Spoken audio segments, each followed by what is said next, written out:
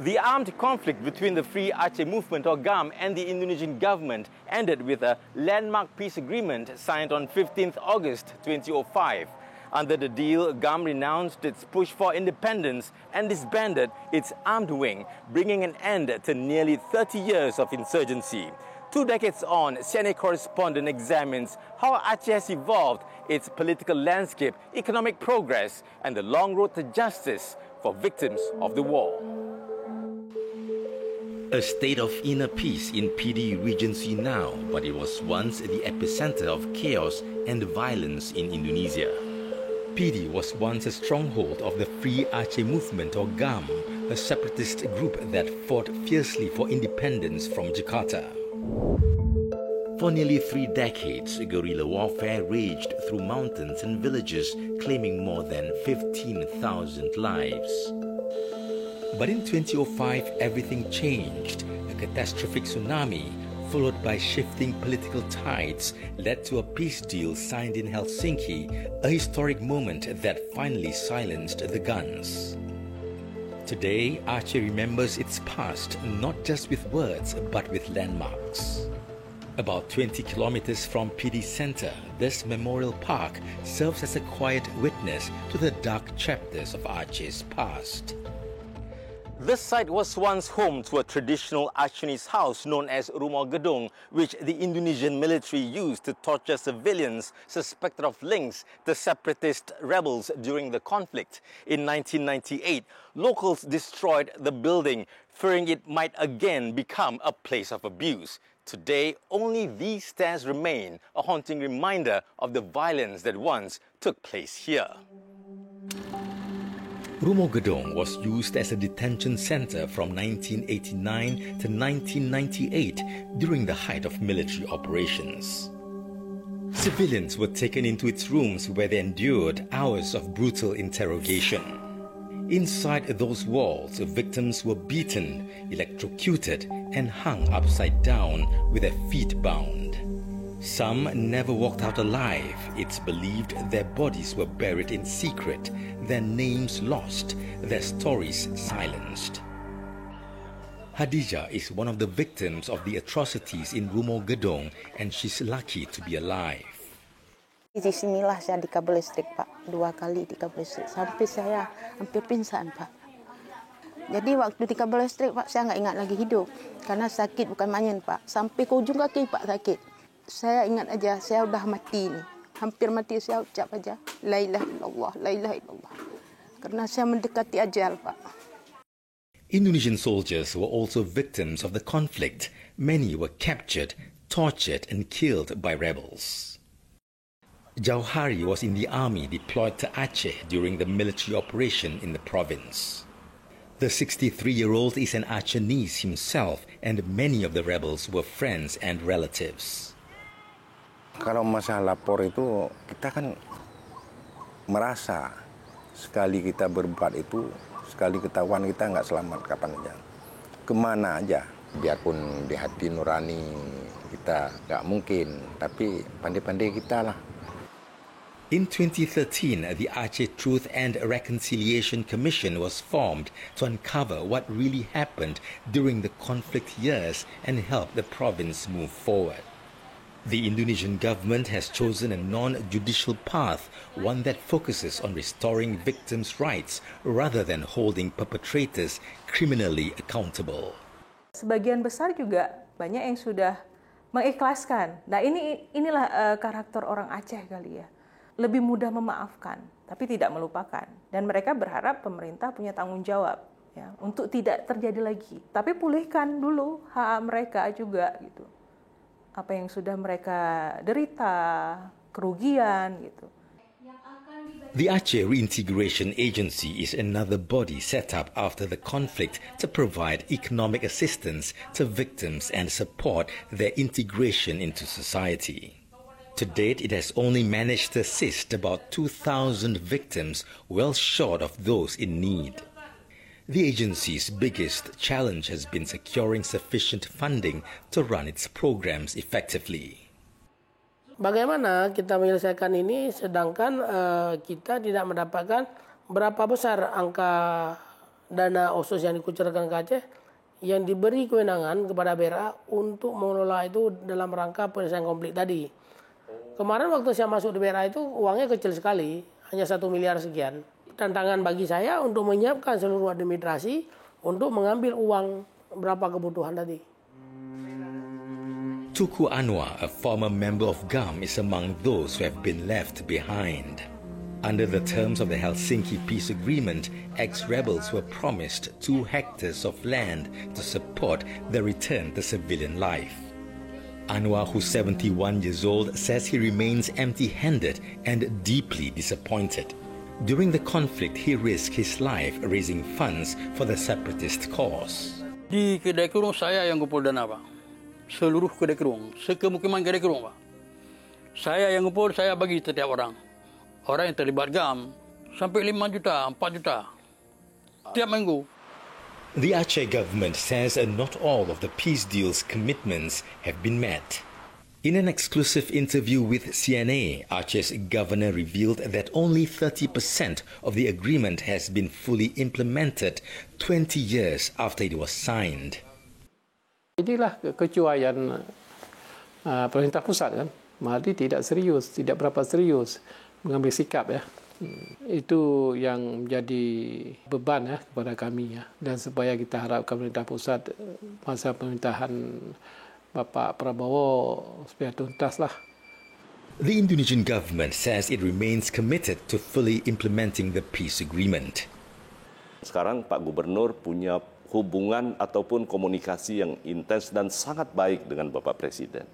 Jadi kalau bicara soal komitmen, itu mau tidak mau harus dilakukan karena Aceh bagaimanapun adalah bagian integral dari Indonesia. Yang paling dibutuhkan sekarang adalah bagaimana kita lihat masyarakat Aceh itu bisa maju. The peace that Aceh holds today is fragile, but it's real. This weathered staircase leads nowhere now, but it's a reminder of the concrete steps still needed to finish the work of reconciliation, not only between former enemies, but between a painful past and hopeful future. Up next, CNA correspondent takes a closer look at how far Aceh has come and how much further it has to go after nearly 20 years of receiving special autonomy funds.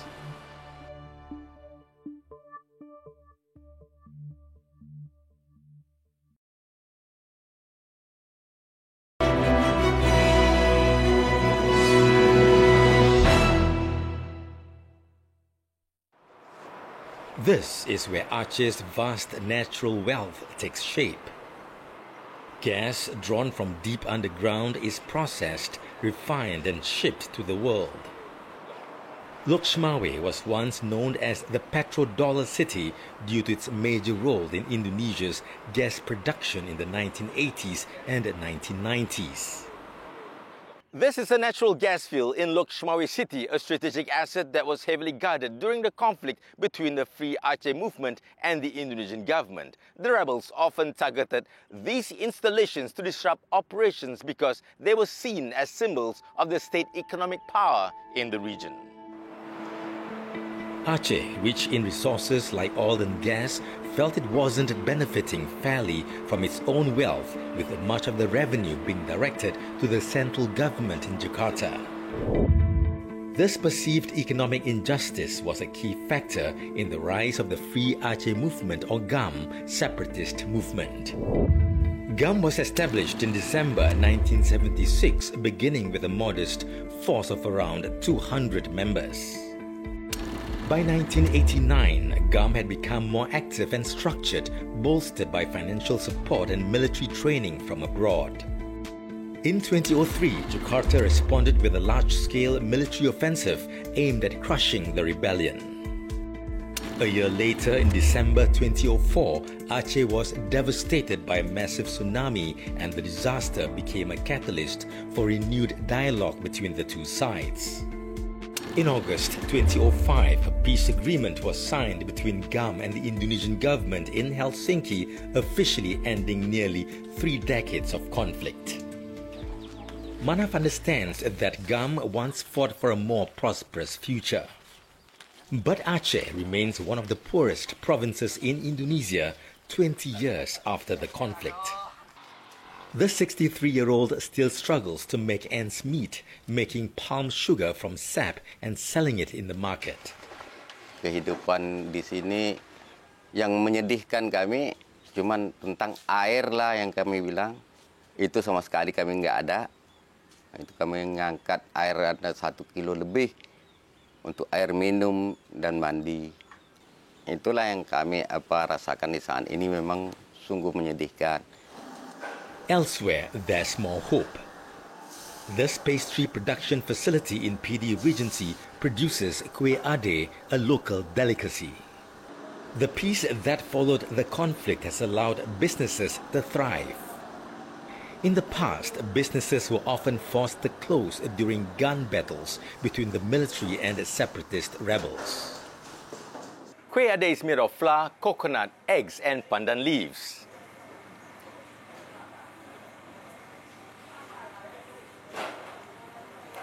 The pastry is sweet and has a chewy texture with a hint of savory flavor.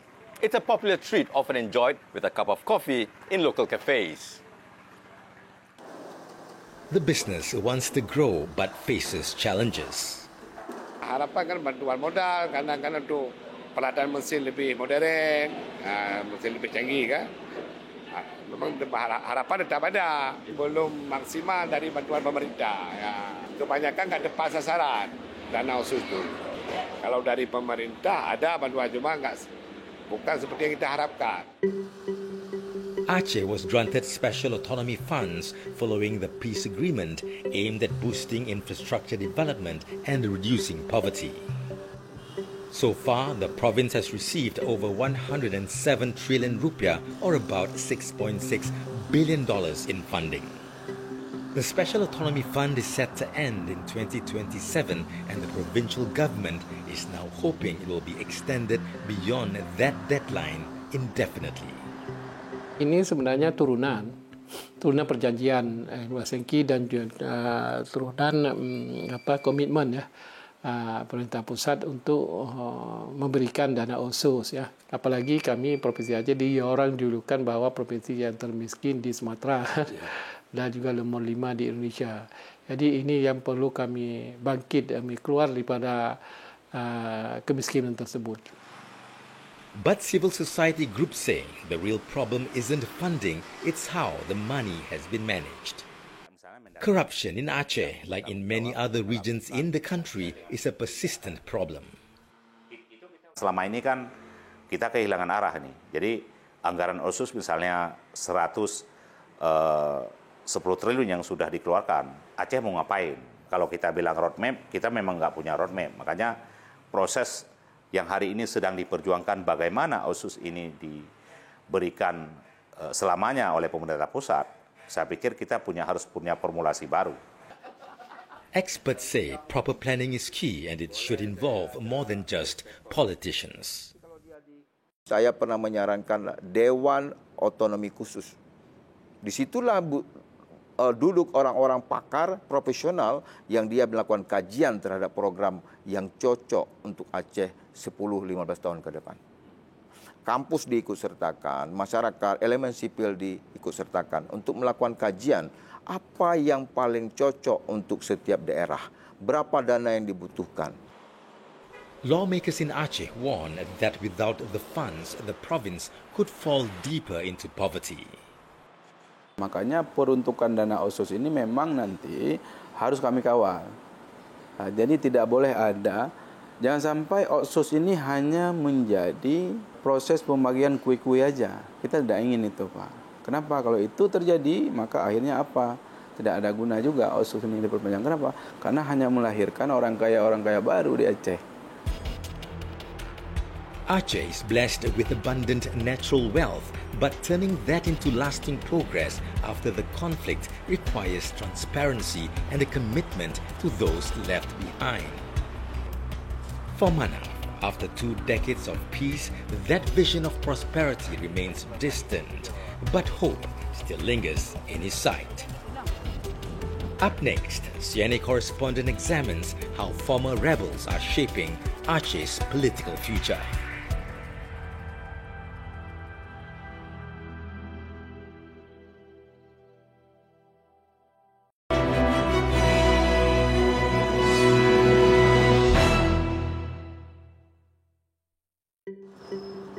The Free Aceh movement, or GAM, drew support from all walks of life, including many women. Asnidar was a member of Inong Bale, the women's armed wing of GAM. Inong Bale means war widows in Acehnese, but the group also included married women and young girls. Asnida was only 15 years old when she joined the movement. Her father was a GAM commander and the family had no choice but to flee the village to avoid being killed by the military. Kami ke pelosok-pelosok, kemana ayah kami pergi, ke situ. Makanya dapatlah jodoh waktu kami bersama-sama terjun ke lapangan. Udah nikah di hutan, udah itu melahirkan di hutan. Tujuan kami untuk Aceh ini lebih baik ke depan. Kalau misalnya Aceh ini nggak baik ke depan, nggak bagus ke depan, kalau kami diajak perang masih mau. Today, Asnida continues her fight for a better Aceh, not with weapons but through politics as a member of the Aceh Party. GAM waged a bloody rebellion against the Indonesian government for nearly 30 years in its fight for independence. But in 2005, both sides reached a landmark peace agreement that ended the conflict. One key provision of the deal was the formation of local political parties.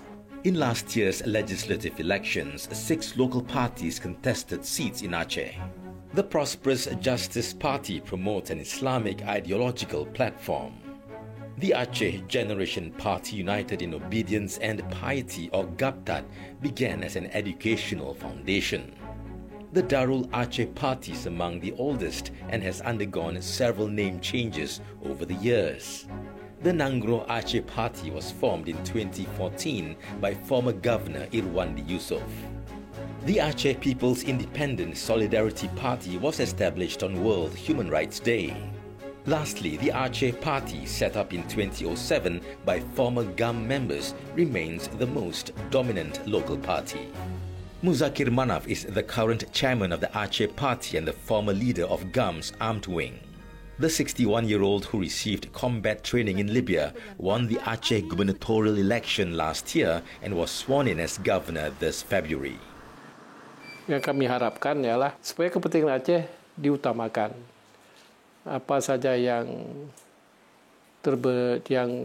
Aceh inginkan, Aceh perlukan, yaitu gimana? Kesejahteraan. Kita lihat Aceh pengangguran yang begitu banyak ya. Sebenarnya misi visi kami dalam memerintah ke masa 5 tahun ke masa depan. Mudah-mudahan Aceh lebih maju dan lebih sedikitnya angka pengangguran. The Law Ministry oversees the registration of local political parties in Aceh and approves their participation in elections. In an exclusive interview with CNA, the Law Minister says Aceh's democratic process has been progressing well. Kita berharap mudah-mudahan ini juga bisa menjadi contoh ke depan bagi perkembangan demokrasi di Indonesia. Setiap pembahasan undang-undang yang terkait dengan Aceh itu pasti harus merujuk kepada Undang-Undang Pemerintahan Aceh. Posisi lembaga perwakilan di Aceh untuk menentukan sebuah kebijakan dari pemerintah pusat pasti dilibatkan, nggak mungkin tidak. Karena itu amanat undang-undang. National political parties have also made inroads in the province. In Aceh's parliament, 9 national parties hold 55 of the 81 seats. Pada pemilu 2019 dan 2024 ini sudah mulai tumbuh sistem demokrasi yang berimbang. Dan partai nasional yang paling tidak pernah ada suara di Aceh, misalnya partai PDI Perjuangan, mereka bisa dapat kursi. Itu jarang terjadi ya di parlemen. Artinya, saya mau katakan demokrasi di Aceh ini sudah semakin dewasa. Among those national parties is PKB, which now holds 9 seats in Aceh's parliament. Partai kami lahir dari rahim pesantren. Otomatis kami harus betul-betul memperhatikan kesejahteraan pesantren. Masyarakat Aceh ini kan karakternya memang tawadu, manut sama pemuka-pemuka agama. Kita melihat dari berbagai pemilu, para pemuka agama ini memang bisa menentukan arah politik. Kenapa? Karena pimpinan pesantren dengan jamaahnya. Aceh is known as Serambi Mekah, or the veranda of Mecca, reflecting its central role in the spread of Islam in Southeast Asia. This deep-rooted Islamic identity is also closely tied to politics. The 2005 Helsinki Peace Agreement between the Free Aceh Movement and the Indonesian government cemented Aceh's special autonomy, granting the province broad self-governing powers. This includes the authority to issue its own regulations, among them the implementation of Sharia or Islamic law, which governs areas such as religious practices, financial dealings and personal conduct. One practice unique to Aceh is caning as a form of punishment under Islamic law. Public flogging is carried out for offences such as same-sex relationships, adultery and other moral violations. Many young Acehnese continue to embrace Sharia in principle, seeing it as part of their identity and moral compass. They are also increasingly more open toward politics. Aceh's future lies in the hands of a generation born after the conflict, many of whom are too young to recall the violence that once gripped the province. As future voters and leaders, they will play a pivotal role in shaping Aceh's path forward. While the younger generation still respect the peace legacy, they are increasingly focused on performance, inclusivity, and accountability. Kita sendiri kan juga mau pemimpin yang bertanggung jawab. Kalau bisa memperluas peluang kerja untuk kita masyarakat Aceh. Karena untuk zaman kita yang sudah semakin berkembang sekarang, otomatis orang-orang juga butuh peluang kerja yang lebih mudah. Bagi saya, kalau misalkan saya open mind, bagi siapa saja yang berhak, yang mampu untuk mengelola Aceh, kenapa enggak? Tidak mesti itu dari ex-GAM. Siapapun itu, ya berhak untuk memimpin Aceh. Aceh's future won't be defined by the shadows of its past, but by how its people, especially its youth, carry that legacy forward. On fields once silenced by conflict, young Acehnese now chase different goals. They dream not of war, but of opportunity, aiming high and hoping to score for a more just, peaceful and prosperous tomorrow.